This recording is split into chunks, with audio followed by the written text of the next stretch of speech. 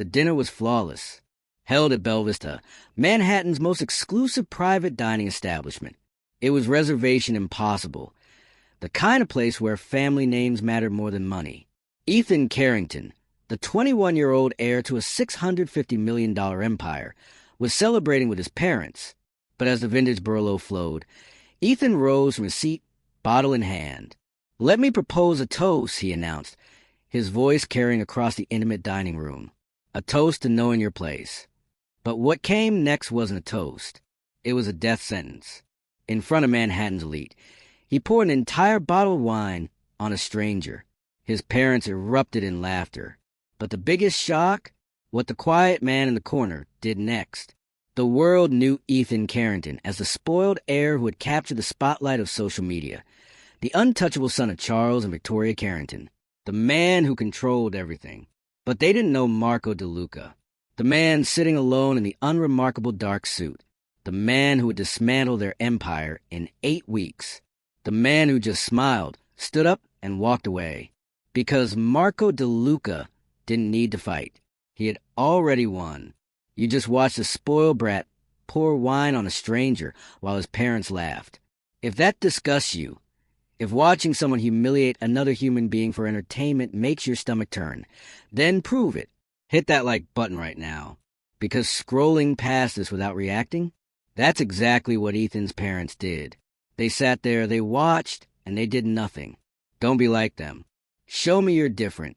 Like this video, if you believe actions have consequences. The Ferrari was totaled. Again. Ethan Carrington stood in the middle of Park Avenue at 2 a.m., his phone aimed at the twisted metal that used to be a 488 Spider, recording for his 2.3 million followers. "Guys, so this just happened," he laughed, panning across the wreckage. "Third one this year. Dad's gonna kill me." He wasn't worried. Dad never killed him. Dad just wrote checks. The police didn't arrest him. They never did.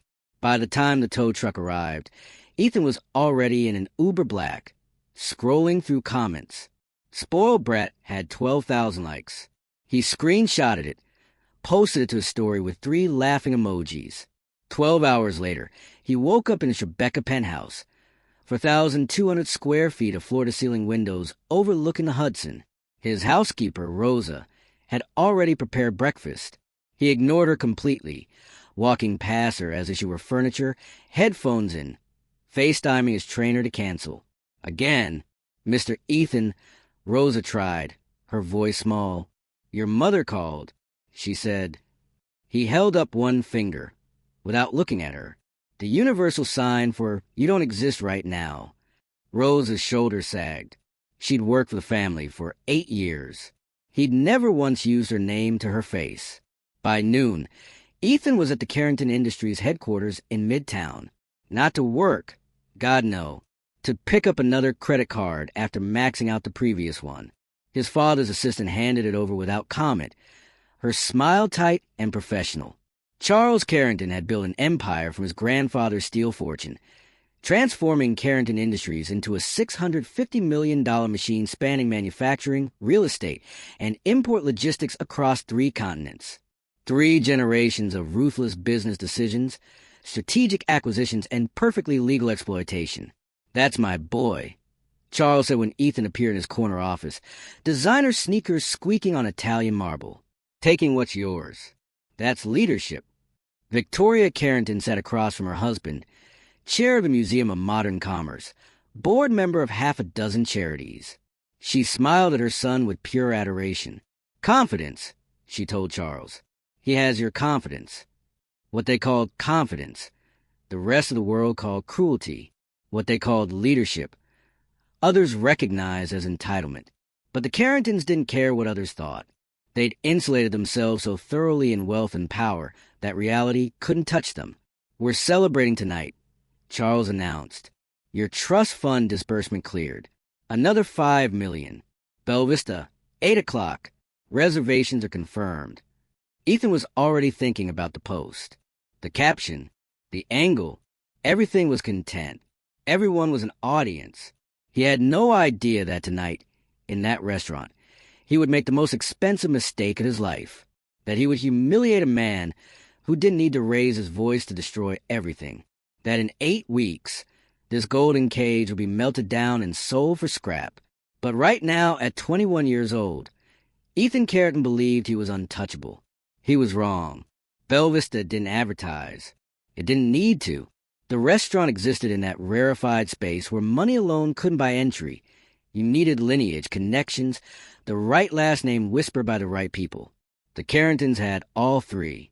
They arrived at 8 sharp, Victoria and Valentino, Charles in a bespoke Tom Ford suit, Ethan in Supreme and Off-White, because irony was his brand. The maitre d' greeted them with a practiced deference reserved for people who could end careers with a phone call. The usual table, Mr. Carrington. Their celebration was loud. Ethan had his phone out before the menus arrived, filming the wine list, the ambience, his parents toasting him with champagne that cost more than Rose's monthly salary. $5 million account, baby. He narrated for a story. God, I love being me. Victoria laughed, delighted. Charles raised his glass higher. To my son, may you always take what's yours. That's when Ethan noticed him. Corner table. Alone. A man in a dark suit that looked off the rack. Reading a book like he was in a public library instead of Manhattan's most exclusive dining room. No phone. No companion. No obvious wealth markers. Who let that guy in here? Ethan said, loud enough for nearby tables to hear. He angled his phone toward Marco. Seriously, look at this. Victoria glanced over, then away, uninterested. Probably someone's accountant. That suit, Ethan snorted. I wouldn't use it to wash my car. He was performing now, voice carrying. Several diners looked uncomfortable. The sommelier approaching their table actually flinched. Charles chuckled. Maybe he's lost. The idea seized Ethan like inspiration. He stood abruptly, grabbing the newly opened bottle of 2015 Burlow from the ice bucket. $1,200. Vintage. Irreplaceable. Ethan Victoria started, but she was smiling. She knew what was coming. So did Charles. They'd seen the show before. Ethan walked across the dining room. Phone in one hand, wine bottle in the other, broadcasting live. Guys, watch this. Gonna help this dude understand the dress code. Marco DeLuca didn't look up from his book. Not when Ethan approached. Not when Ethan's shadow fell across his table. Not even when Ethan spoke.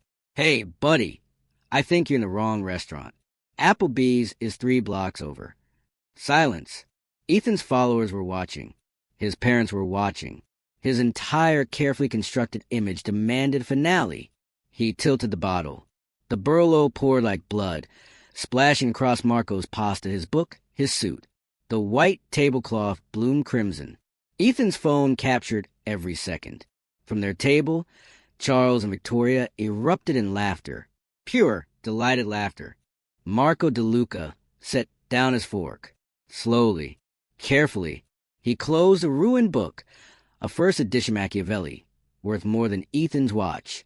He stood, water and wine dripping from his sleeves. He didn't speak, didn't shout, didn't even look angry. He simply turned to face Ethan.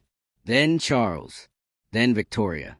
His eyes moved across each of their faces with the precision of a camera, recording, memorizing, cataloging. The scar along his jaw caught the light. The restaurant had gone completely silent. A waiter near the kitchen had gone pale.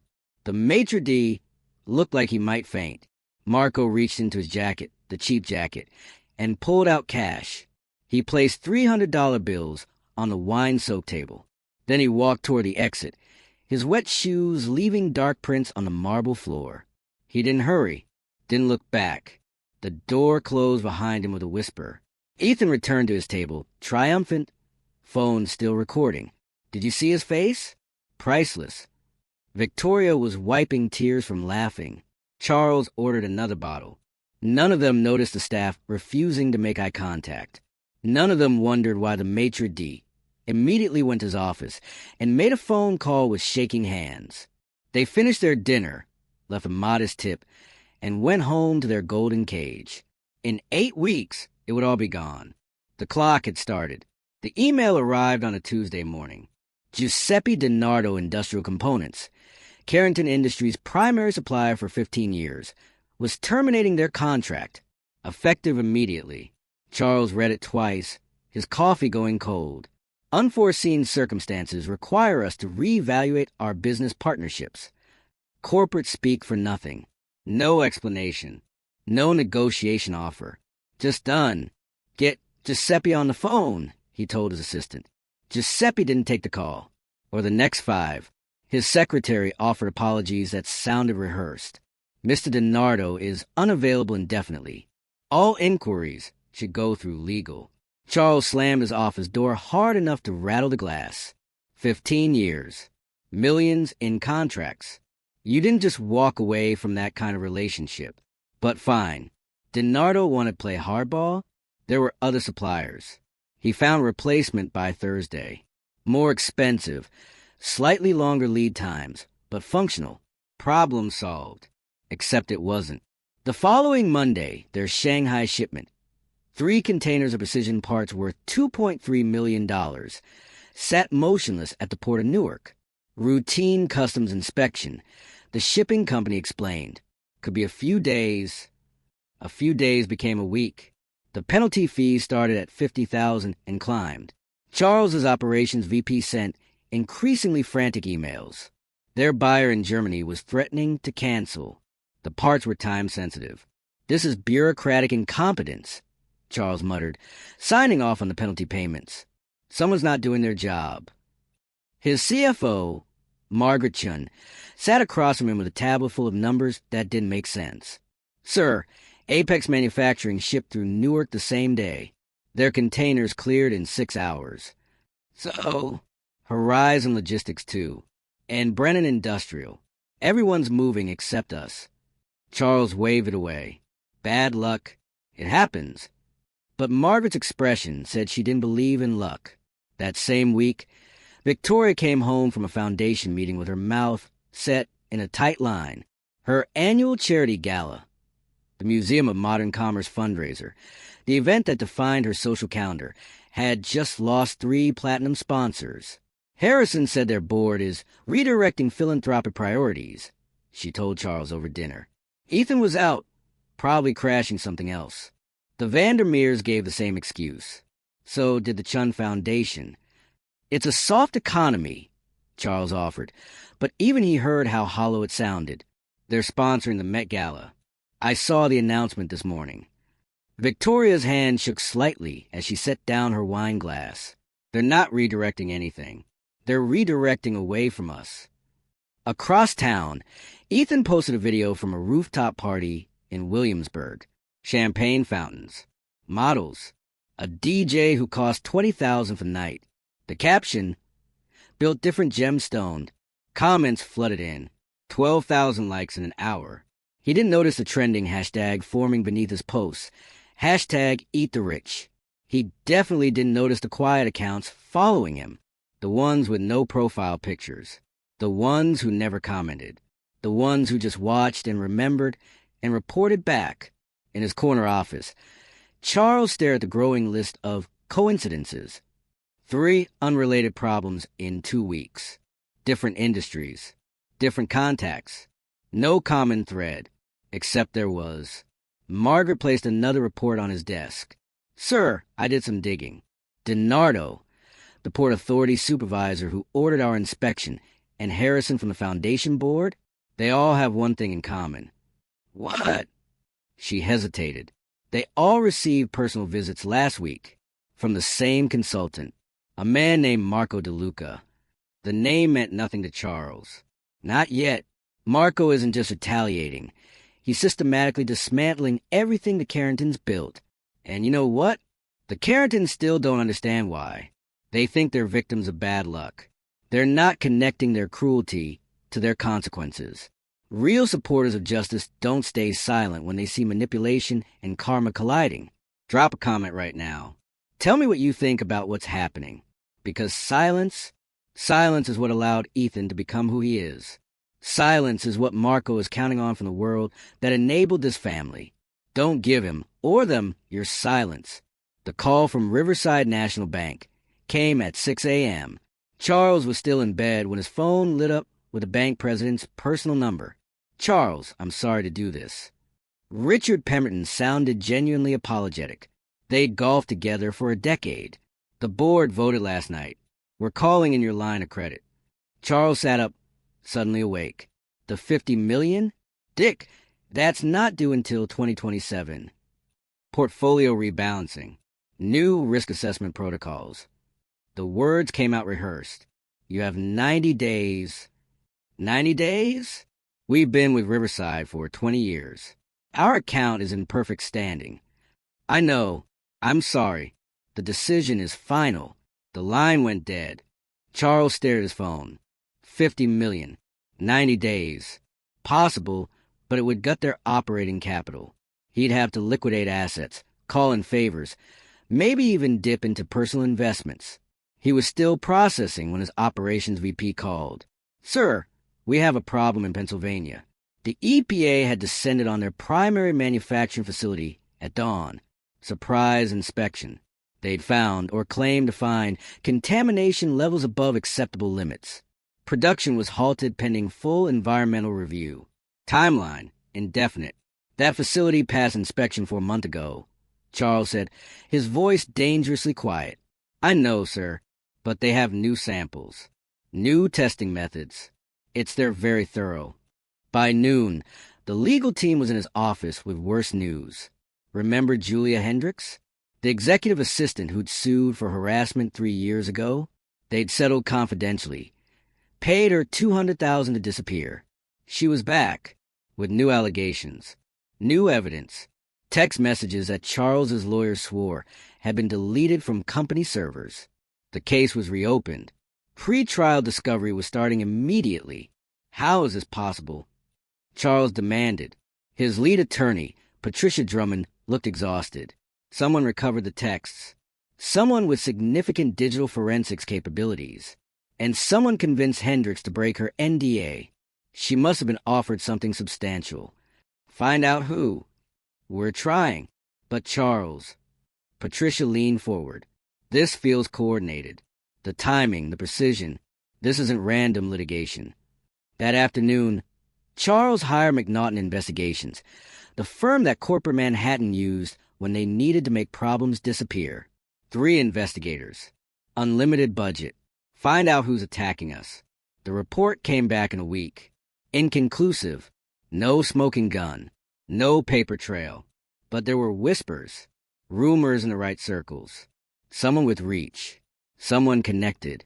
Someone who didn't leave fingerprints. One name kept appearing in the margins, never quite confirmed. Marco DeLuca. Victoria stopped sleeping. She'd lost 6 sponsors now. Old friends stopped returning calls. Her assistant mentioned that 2 board positions had quietly requested her resignation.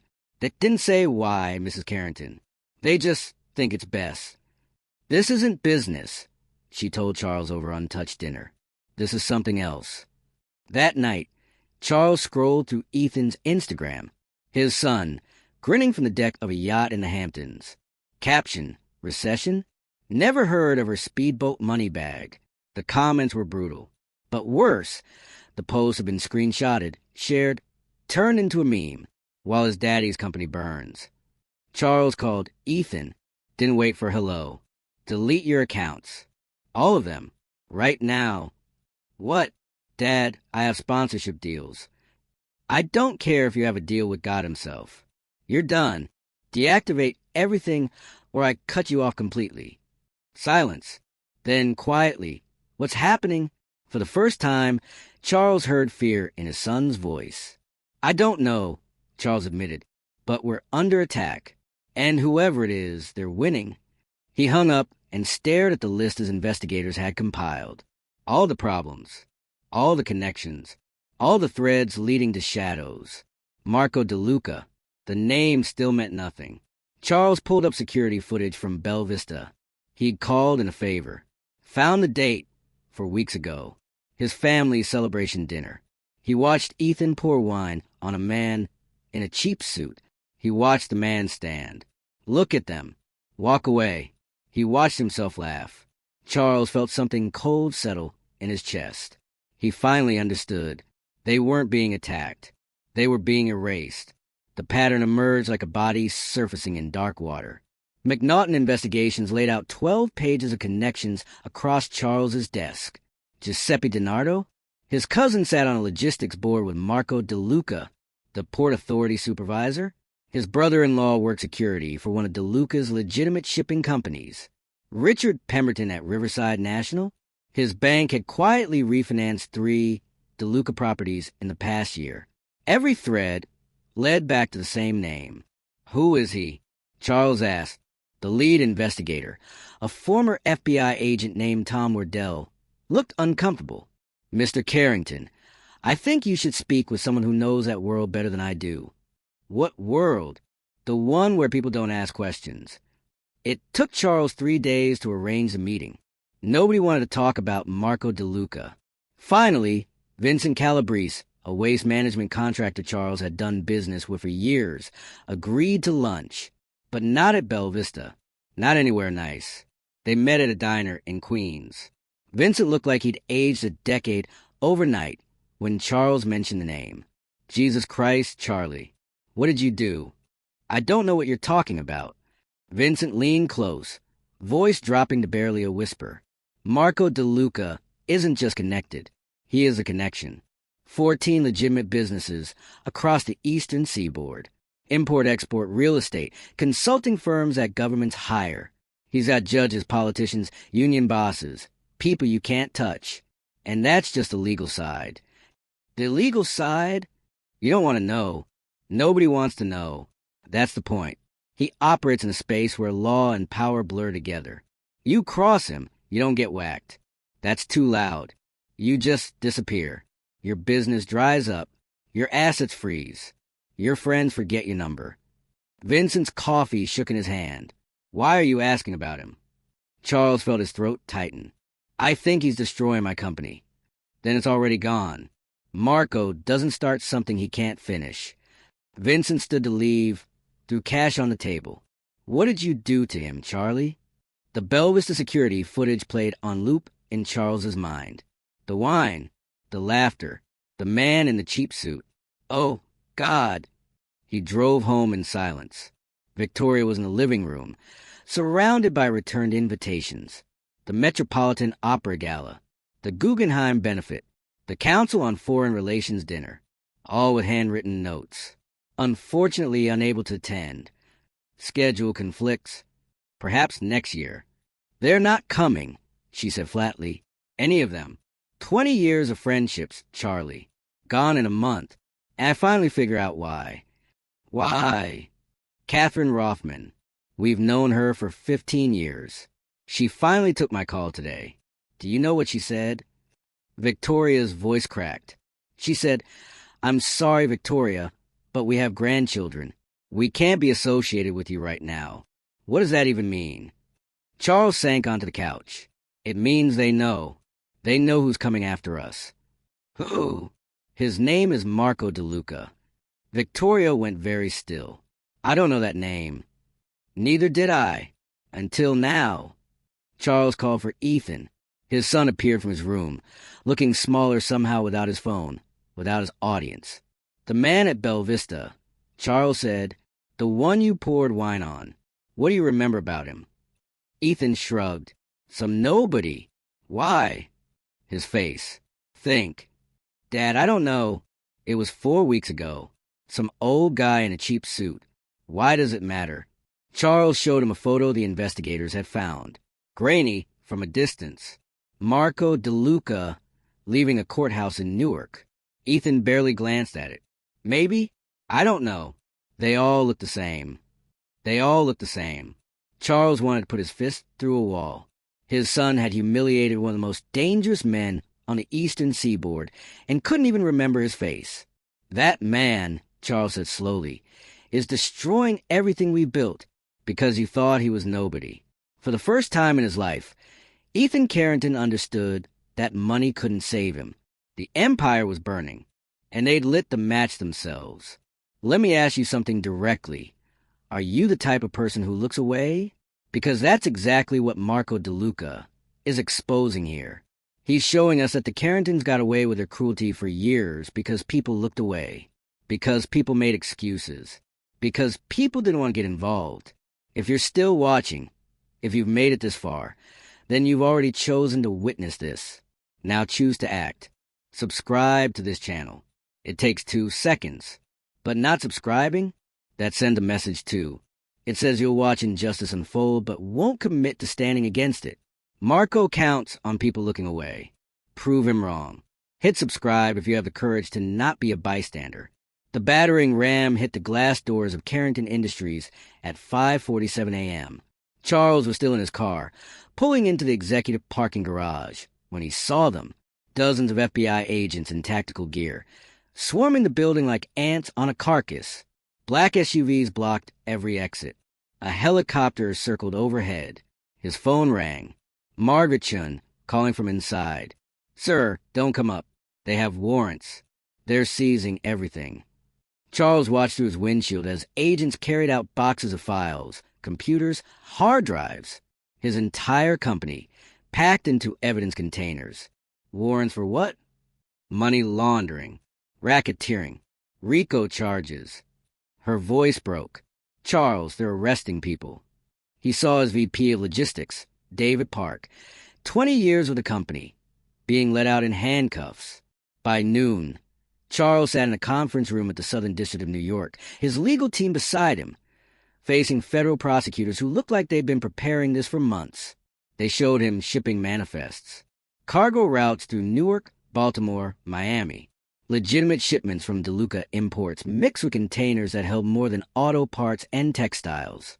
The prosecutors had bank records, wire transfers, shell companies buried in the logistics division's operations. Your company moved $47 million in illicit funds over 18 months, the lead prosecutor said. She was younger than Charles expected, with eyes like a shark. "Did you know?" "No, absolutely not." "Ignorance isn't a defense, Mr. Carrington." His lawyer jumped in. "My client runs a $650 million operation with 14 divisions. He can't personally oversee every shipment, but he benefits from every dollar that flows through his company, including the dirty ones." She slid another document across the table. "These are your signatures, approving budget increases for the logistics division, signing off on new shipping partnerships." One of those partnerships was with a DeLuca subsidiary. Charles stared at his own signature. "I sign hundreds of documents. I was told these were legitimate. They look legitimate. That's how money laundering works, Mr. Carrington. Someone made your company the perfect vehicle, and now you're liable." By 2 p.m., CNBC was running the story with his photo.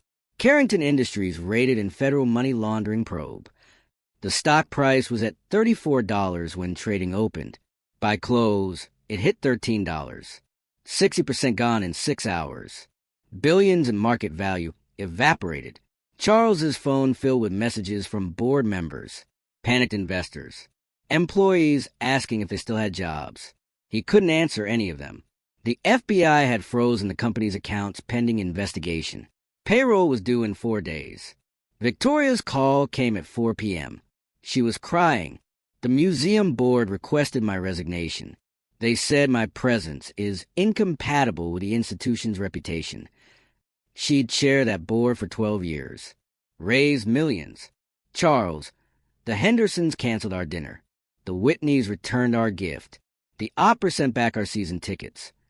Victoria, we're pariahs. In one day, we become pariahs." That evening, Ethan sat in the penthouse living room, watching news coverage of federal agents carrying boxes from his father's building. His face appeared on screen. Old Instagram photos, the yacht, the Ferrari, the champagne fountains. The anchor's voice, the lifestyle of excess while allegedly laundering millions. "I didn't know," Ethan said quietly.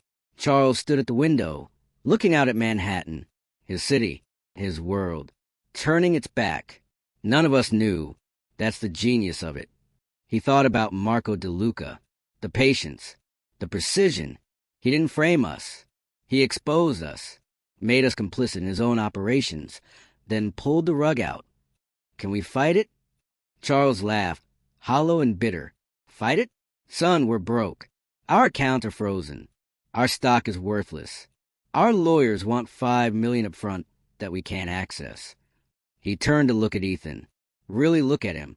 You poured wine on a man who controls the infrastructure we depended on. And he just showed us how much we never really controlled anything. The penthouse felt smaller suddenly, like a cage closing in. Outside, the city glittered with lights. None of them were theirs anymore. The 72 hours felt like drowning in slow motion. Monday morning. Siemens Industrial, Carrington Industries' anchor manufacturing partner, sent a termination notice. $200 million in annual contracts gone. The email cited reputational risk and ethical concerns regarding ongoing federal investigation. Professional, polite, final. Charles didn't even try to call them. He recognized Marco's fingerprints all over it. Someone had walked into Siemens' boardroom with evidence, projections, and the quiet suggestion that distance would be wise. Someone who never raised his voice, but made certain they understood the cost of loyalty to the Carringtons. By Tuesday afternoon, 3 board members resigned. Gerald Morrison first. 20 years on the board, Charles's college roommate. His letter was 2 sentences. No explanation. No apology. Then Patricia Sue. Then David Brennan, who'd been his father's friend. The mass exodus started trending on financial news sites. Rats fleeing sinking ship. One analyst called it. The stock hit $8. Wednesday brought the legal bill. Charles's defense team, Patterson and Mills, the white shoe firm that protected Manhattan's elite, delivered their terms in person. The lead partner, Jonathan Patterson, looked genuinely regretful as he slid the engagement letter across the mahogany conference table. $5 million. Up front. Non-refundable. Jonathan, our accounts are frozen. Then unfreeze them. We can't defend you without resources, Charles. The government has unlimited funding. We need to match that. With what? Everything's locked down pending investigation. Patterson stood, buttoning his suit jacket. Then I'm very sorry. We can't take the case. They were gone within 5 minutes. 20-year relationship dissolved before Charles's coffee went cold. He tried the Hamptons house next. The 30-acre estate his grandfather had built in 1952, worth $18 million at least. He'd mortgage it, liquidate it if necessary. Anything to access capital. The title company called Thursday Morning. We've encountered some complications, Mr. Carrington.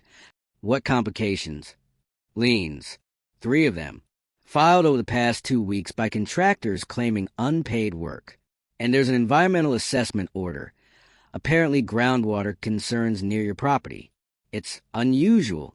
The county never flags residential properties like this. Charles closed his eyes.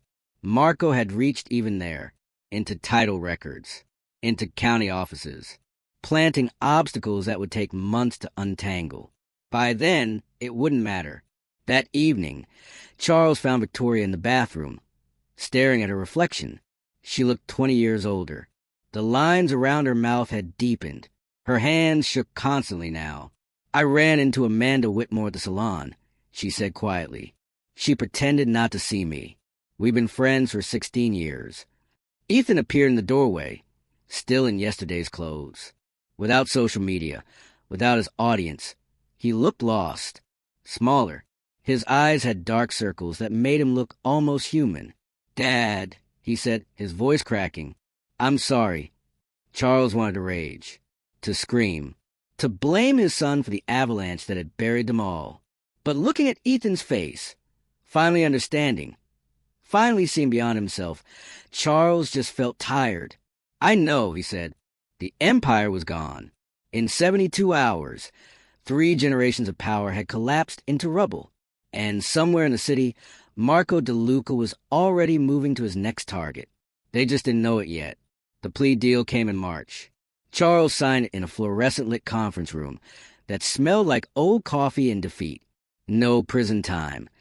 The prosecutors acknowledged he hadn't knowingly participated in the laundering scheme, but total cooperation, complete asset forfeiture, public admission of negligence that destroyed any chance of rebuilding his reputation. His lawyer, a public defender now, the expensive firm long gone, slid the papers across the table. It's the best we'll get. Charles's hand didn't shake as he signed. He'd used up all his shaking months ago. Carrington Industries was dismantled like a body at an organ bank. The manufacturing division sold to a Chinese conglomerate for 30 cents on the dollar. The real estate portfolio absorbed by a hedge fund. The import logistics, the poison heart of it all, simply dissolved, folded into bankruptcy proceedings that would take years to unsnarl. 3 generations. Gone by April. The auction was held at Christie's on a gray Thursday in May. Victoria insisted on attending, though Charles begged her not to. Ethan came too, silent and hollow-eyed. They sat in the back row and watched strangers rifle through their lives. Lot 247, 19th century Aubusson carpet from the Tribeca penthouse. Estimated value $45,000. Sold for $18,000 to a woman in sunglasses who didn't even look up from her phone. Lot 299, Victoria's engagement ring. 3-carat diamond, Harry Winston, purchased by Charles 30 years ago when he still believed love could be simple. Estimated value, $120,000. Sold for $67,000. Victoria made a sound. Small, wounded. Charles took her hand. It felt like holding paper. Lot 312. Collection of first edition books from Charles's study. His grandfather's books. His father's books. His books. Sold as a lot for $8,500. Ethan watched a man in a Yankees cap by the Rothko that had hung in the penthouse living room for 15 years. $22,000. It had been appraised at $90,000. Everything's worth less when you have to sell it. Charles said quietly. By June, they moved into a 2-bedroom rental in Astoria. First floor. Street noise. A kitchen so small Victoria bumped into the refrigerator every time she turned around. 800 square feet for 3 people who once rattled around in a penthouse that could host 50. Ethan took the couch. He didn't complain. Charles found work through a former colleague who still took his calls. Barely. Business consulting for mid-tier firms that needed someone who understood corporate structure. $40,000 a year. He wore suits from Men's Warehouse and took the subway to offices in buildings without doormen. Victoria lasted 3 weeks before the silence drove her crazy. She found part-time work at a Soho gallery, answering phones and processing sales for artists whose opening nights she once attended as a patron. $22 an hour. At least I know about art, she told Charles. She didn't say the rest, that her former friends came in sometimes and pretended not to recognize her. Ethan's job came last. A sales position at Henderson Analytics, a 3rd-tier consulting firm in Midtown. Cold calls. Lead generation. $42,000 a year base plus commission he'd have to earn. His manager was 26, 3 years younger than Ethan, running a team of 12. You'll start with the Northeast Territory, she said during orientation, barely looking up from her laptop. Quota's 30 calls a day minimum. Any questions? Ethan thought about the yacht, the Ferrari, the penthouse view, the 2.3 million followers he deleted in shame. No, he said. No questions. That night, the 3 of them sat in the tiny living room, eating Thai takeout from containers because they hadn't bought enough plates yet.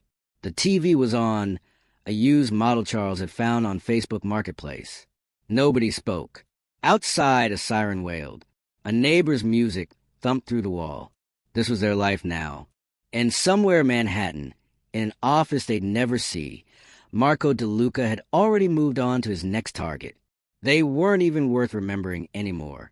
The meeting was at Bella Vista. Ethan nearly canceled when he saw the address.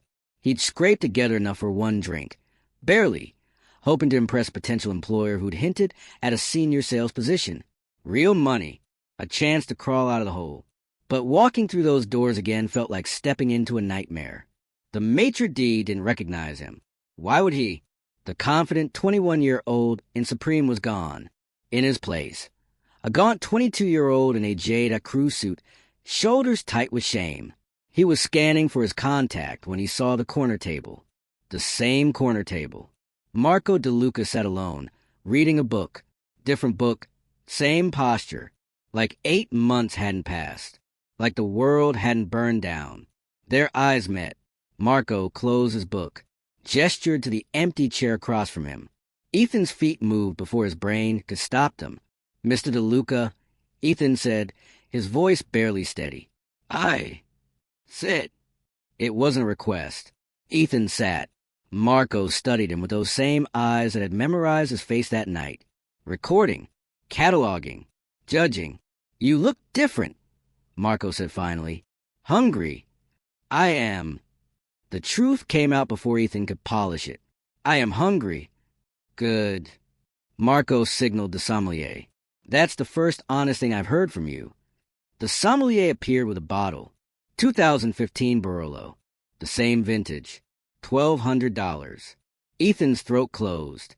Marco watched his reaction. Something almost like approval in his eyes. "You remember." "How could I forget?" "Most people do. Most people pour wine on someone and move on with their lives. They never think about consequences." Marco opened the bottle himself, the cork releasing with a whisper. "But you're thinking about them now, aren't you?" "Every day." "Tell me what you've learned." Ethan's hands clenched under the table. "That I'm not untouchable. That money doesn't protect you from everything. That," his voice cracked, "that I destroyed my family because I thought someone was nobody." "No." Marco poured 2 glasses, the wine catching the light like blood. "You destroyed your family because it was already broken. I just showed you the cracks. You targeted us. You systematically. I accelerated the inevitable." Marco slid a glass toward Ethan. "Your father built his empire on arrogance. No respect for the people who made his world function. No understanding of the systems he depended on. Men like your father think power is money. They're wrong. Power is relationships, loyalty, knowing who hold the real strings. You could have just told us, warned us.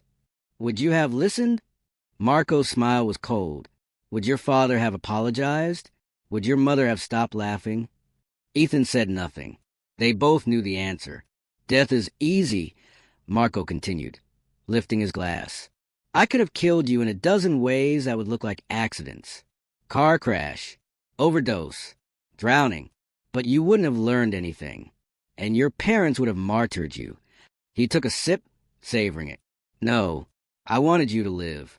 To understand that every person you dismiss, every hand you don't shake, every name you don't bother learning, they all matter. They all have power you can't see. Why tell me this? Because you're here, 8 months later, still standing. Most people in your position eat a gun by month 6. Marco set down his glass. "You might actually learn something.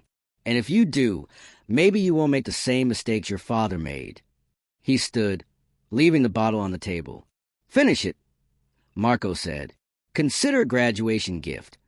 He walked toward the exit, the same path he'd taken 8 months ago, wine dripping from his suit. This time, Ethan watched him go with understanding. The lesson was over.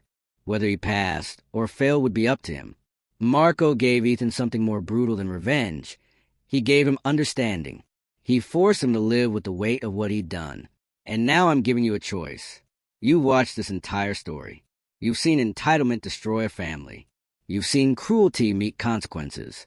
If you don't subscribe after witnessing all of this, if you close this video and walk away without taking a single action, then you're doing exactly what Ethan did that night at Bella Vista.